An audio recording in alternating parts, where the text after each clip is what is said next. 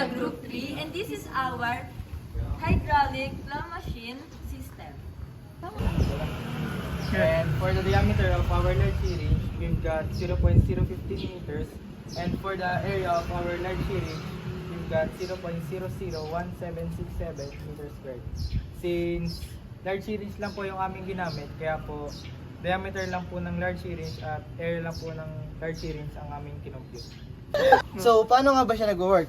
So, ito ang kontrolan niya, which is, ito yung sa front and back niya, and ito naman sa left and right. Ito naman ay sa pag taas baba ng claw. And ito naman yung pinaka, niya sa claw. So, ganito siya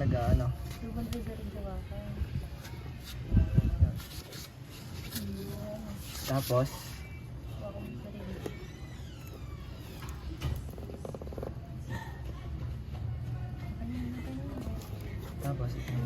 ito naman yung taas baba.